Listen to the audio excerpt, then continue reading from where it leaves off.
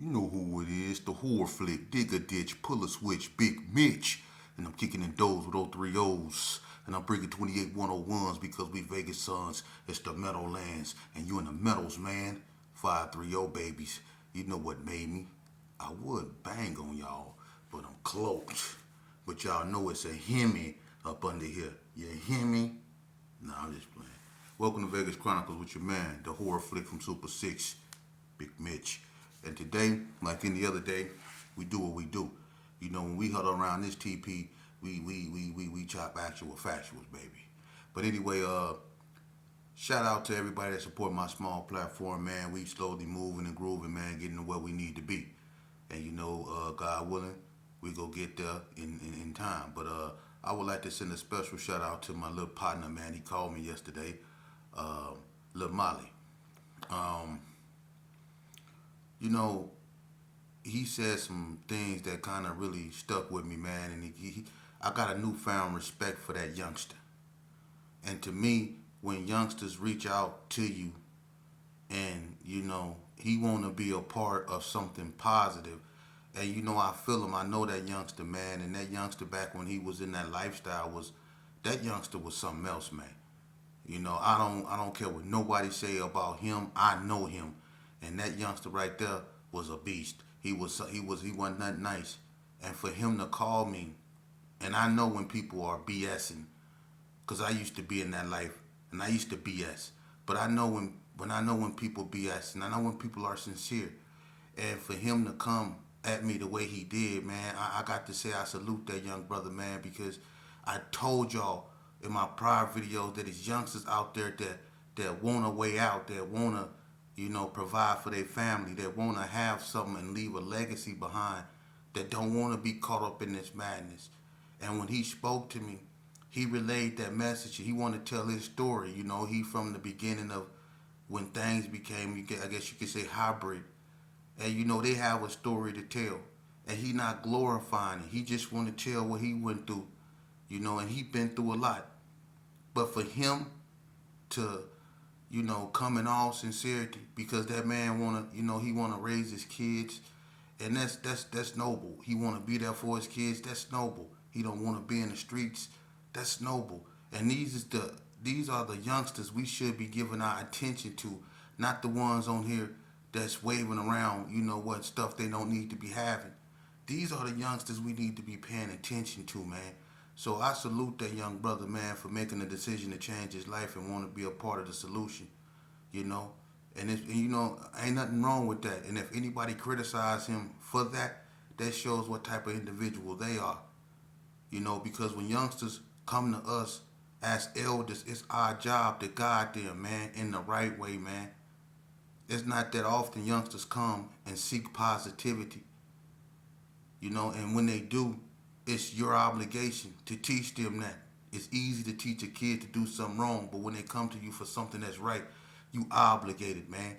And it was an honor to talk to that youngster, man. And he go forever have a voice on my platform, when he want to come here and express himself, and give the other youngsters that will listen to him before they listen to me. If he can lead them, then now we own to something, man. We can get ourselves up out this hole because we can include the babies, man. And that's the problem. We turned our backs on these babies, man, and we need to talk to them, man, and we need to get them out the street, and we need to show them that they matter and we still care about them, you know, and we need to let them know that they're worthy of having a future. Let's get back to that, and with that, I'm gonna leave it right there. Shout out, Lil Molly, man. When I start going live, I'm gonna bring you on here and let you speak on that, man, and keep leading by example, youngster, man. You doing it the right way. You winning.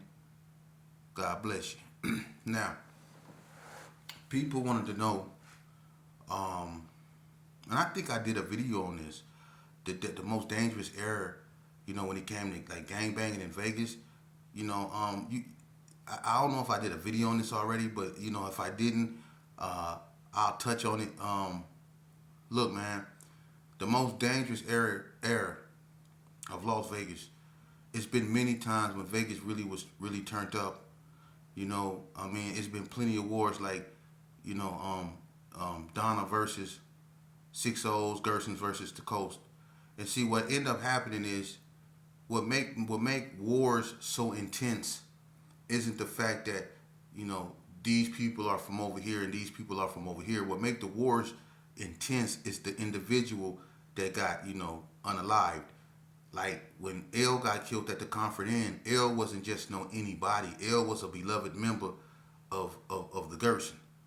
He was a well-known member, and people really loved L. Not just in the gang sense, but in the brotherly sense. We all grew up in the projects, and when he lost his life, that affected a lot of people. People that didn't really participate in gang banging got active because of who L was. See, it was the individual that made the situation, more volatile. And when Donna came out, when Boo Boo got killed, unalived, excuse me, when Boo Boo got, that happened to Boo Boo, Boo Boo was a beloved member of not just Donna, but Boo Boo was also a Swanson. And that's a noble and known family. You know what I mean? So, all heck broke loose when that happened because of who he was. That wasn't just no any Donna that got, that was a Swanson and that was a beloved member. So when Donna came out, they was treacherous. Off the top, they came out with animosity, especially toward the 60s, So that's what make wars intense. And for instance, when Shaky from 60s got killed, that was one of the first time the 6-0s really tasted, that type of loss, and it affected them because Shaky was a beloved member of 6-0s. They loved that man. They loved Shaky. QB was a cool dude. He was my partner. You know what I mean? I was in Elko with QB. But he was a beloved member of 60. So the 60s went ham and the block and they was going at it tough. Even though the 60s was still into it with Donna Street, they really focused in on them 40 blocks because they loved Shaky. And it's just like with the ABMs, when they lost John Lee, they went ham. He was one of the founders of ABM. You see what I'm saying? So it depends on the individual, When Big Alexis from the coast, the coast went ham because he was a beloved member. So it be the individual, like Durong from NTG. George was a beloved member. He was a known member from over there. I grew up with George. He was well known and they loved George, and they went ham. So it be about the individual that get killed because it be a lot of dudes that lose their lives from gangs and wars don't really break out. We all know that. It's been dudes that lost their lives and didn't nobody even ride. We all know that too. But it be certain individuals that, lose their life and everybody go ham. You see? But it be dudes that's from over there just like he, the other individual was, and they get knocked down and don't nobody do nothing. You see? So what makes the gangs volatile or what makes wars intense be on the person or the individual that something happened to. If it's a somebody, then it's gonna be it's gonna be bad. But if it's somebody that people don't really, ain't nothing probably too much gonna happen. Ain't nothing probably too much gonna happen.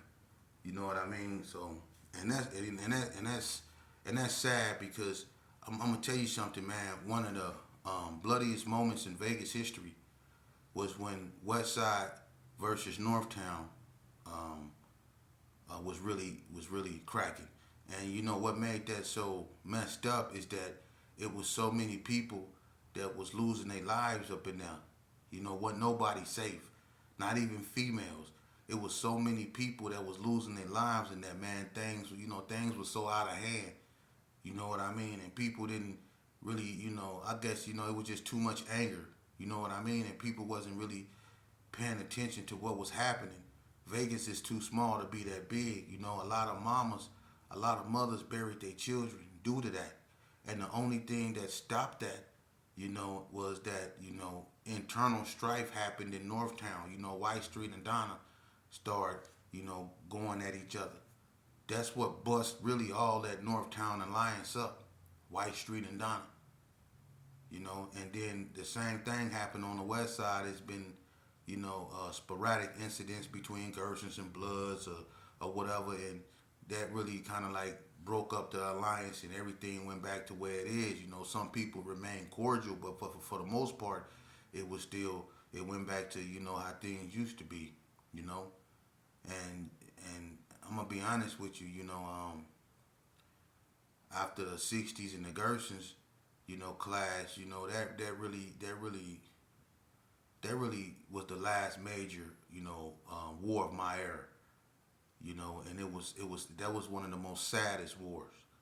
And right then and there, after that, people should have really stopped and really reflected on what went down, man. Because when the '60s and the Gersons went to war, and that and the feds came in and indicted all the '60s, which was in 2000, I think 3, when they came in and indicted all the '60s. You know, by then, if you really look at what happened up to then, it was so much, carnage, man. It wasn't even funny. It was so many people that were gone, and then click banging just came in and just became the new face of Vegas. And they have their story, and there's been a lot of tragedy within that itself. That's a whole nother chapter of tragedy. I don't know too much about that because I was away. I can't really speak on that. That's why people like Lil Molly and people like these other click bangers. And let me say this here: this platform, like I told Lil Molly, is not to glorify nothing, man. When you come on here, it's about discussing ideas. We know what went on. If you want to tell your story on how you became what you became, why you became what you became, and what it caused you becoming what you became, that's cool. But we not in no way, shape, form, or fashion trying to glorify the desecration and destruction of young black boys, young black and brown boys. But that's not what this platform about. If you want to look at that, there's so many other platforms that on YouTube you can go find that madness on. Right here, we trying to find solutions to problems, man, and we take we take serious looks at our conditions. Over here we don't play victim. We accept reality for what it is. And my thing is, I'm gonna be the last person to play victim. That would only make me a hypocrite. I know what I caused, like I said, in my communities.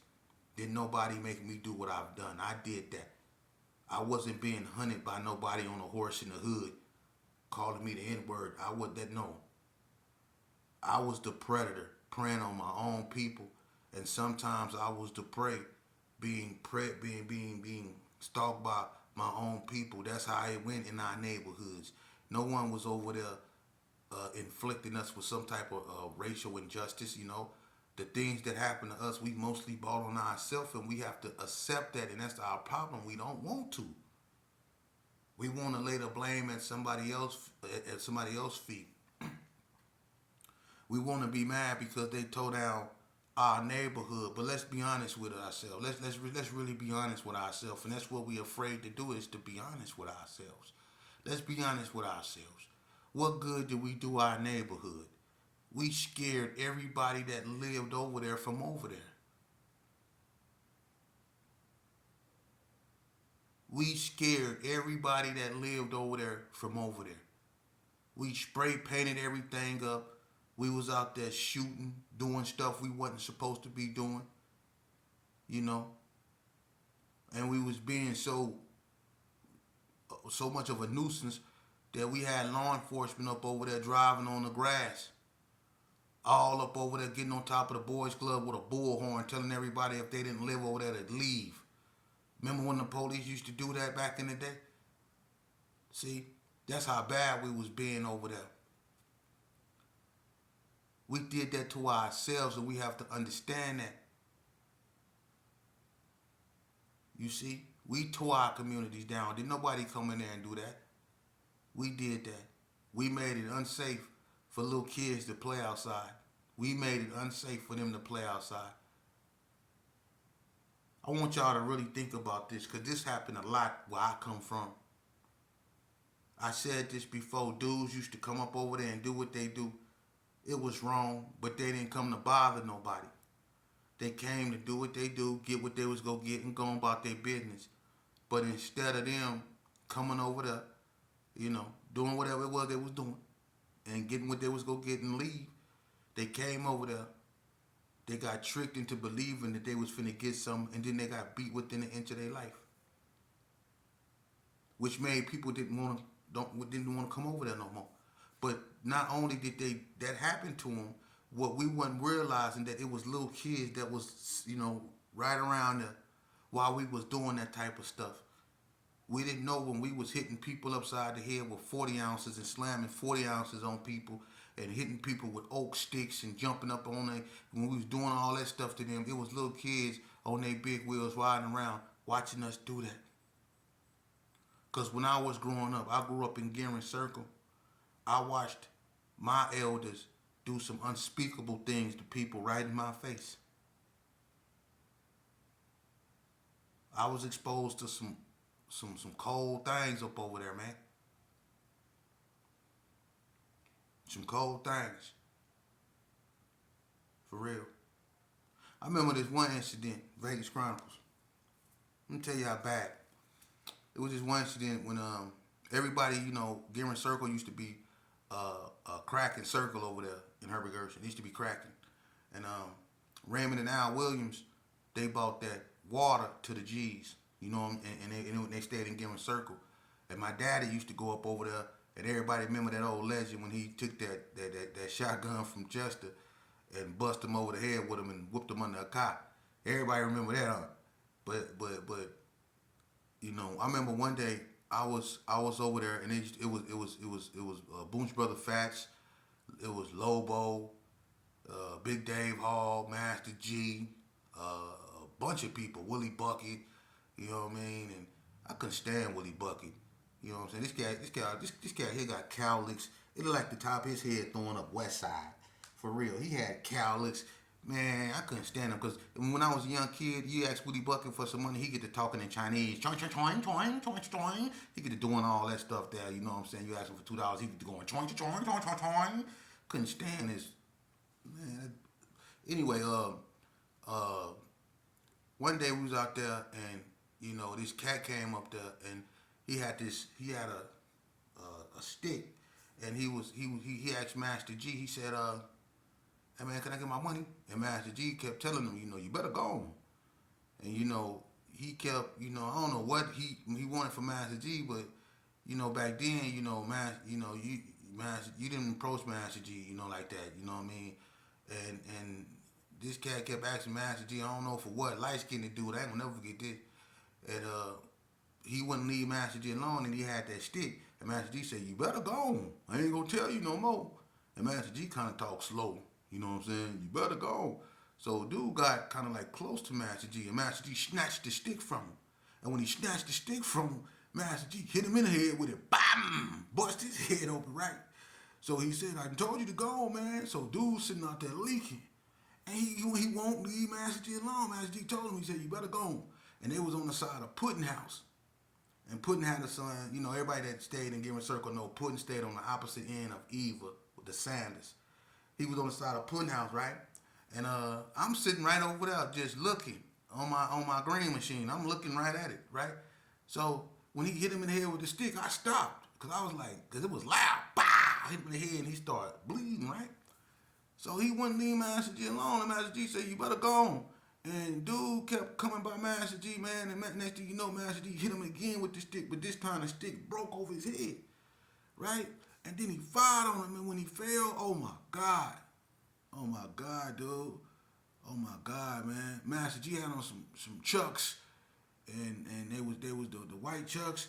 And when he got done, they was red Chucks. For real. For real. And me being a baby, I was exposed to that, and I was like, but that's what was going on over there. And, that's what I was, like, exposed to on a daily norm, and people don't understand when a kid see, stuff like that, man, that don't just go away. Why you think kids be scared of scary movies, When they see something like that up close and personal, man, that does something to a kid, man. So when we was doing that, when I grew up, I was doing that because that's what I seen when I was young. So when I grew up and I started doing it, I didn't realize that's what I was exposing these kids to. And we wonder why they have no empathy or compassion for people and they don't value life is because what we was demonstrating to them is that life isn't to be valued. We have to understand that, man. See, now when we get to thinking like that and we start accepting responsibility for the internal infliction, we can get ourselves up out this stagnated type state, man. I'm serious, man. This ain't nothing to be played with. This is our future we talking about. We losing young black males, not just to the system. We can't blame this on the system. We can't blame this on the police, man. This is our problem. For real. This is our problem. And until we accept it as our problem, man, we gonna stay in the same position we're in. Look, real spill. When I was growing up, I was the worst of the worst. I'm gonna be honest with you. I was the worst of the worst. And I think I broke a record when it came to staying out, because when I got out of Elko one time, I stayed out one day and got locked back up. I was in there for all kind of charges, strong armor, all kind of charges. And it had nothing to do with nobody setting me up because of a racial injustice system. It's because I got out. I got full of Cisco, and I got with my homeboys, and I got drunk, and I went and I started assaulting people that didn't do nothing to me, going in their pockets. Didn't nobody make me do that. Easy E didn't make me do that. Ice Cube didn't make me do that. Scarface didn't make me do that. I took my dumb behind up over there and did that. Those were my decisions. We have to start teaching these youngsters that the decisions that they make are their decision and their decisions only. We can't keep using the race card, man. That's getting old. For real. Because the biggest enemy, and I keep saying this, that I ever faced was me. I'm not the type of individual that glorify self-destruction. Especially when I walk that walk. And it don't matter where you from. It don't matter if you from Cali. It don't matter if you from Reno. It don't matter if you from Maine. Pain is pain. Destruction is destruction. And for people to take pride in being and having the whatever capital of, you got the capital of stupidity. Oh, we got the you know how people brag about having the capital. Oh, we got you got the capital of stupidity. You proud that y'all known for unaliving y'all own people the most out of everybody in all these states? Y'all proud of that? You proud of that? Your own people. Your own people. Look at what you're doing. Look at who y'all out here taking stuff from. For real. And there's a lot of youngsters out here that don't want to partake in that, man. They really want to have a future, because these youngsters is burying their friends too. They see what's going on.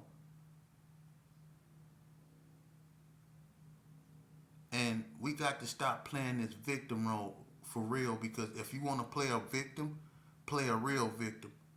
Because we victimizing ourselves. And the real victim is the females, the mothers, and the fathers that bury their children. Them the victims. Or the ones caught in the crossfire of our madness. They the victims. Or the ones that can't sleep at night because of what we doing out here in these streets. They the victims. They the victims. For real. They got institutions and programs that we just don't want to have nothing to do with, but that we act like they not there. They there. We just don't want nothing to do with them, because people think we telling, because people think we weak, because we think we're gonna miss something. There's programs out there that can address anything from addiction, low self-esteem, anger, all that. You just have to want it. It ain't gonna walk to you. We want God to do everything for us. He gave you opportunity. He gave you a choice That's what separates you from animals. You have a choice. And it's sad because animals don't have a choice to act like an animal, but you do. And a lot of y'all choose to act like animals instead of what God made you to be, which is upright men or human beings. Some of y'all choose to act like an animal. An animal don't have nothing, a choice. It acts, a cow can't do nothing but go moo. See?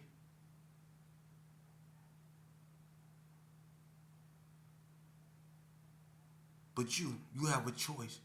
But you want God to do everything for you. You don't want to do nothing for yourself. When God leave you here, that's a blessing. When you wake up every morning, that's a blessing. That's one more day to get it right. It's a lot of people that go to sleep every night that don't wake up, and you don't think about that. It's a lot of people that go to bed every night that don't wake up in the morning. But you did. If you listening to me, you did. Meaning God favor you. And he giving you an opportunity to get it right. You ain't gonna never get it right hanging with the homies. That's where you get it wrong. Hanging with the homies is where you get it wrong. The only way you get it right is by focusing on you. Ain't nothing wrong with showing other people love, but don't lose self-love in the process. Don't forget to love you. Okay? And that's why so many young black and brown boys end up incarcerated for the rest of their life or on death row,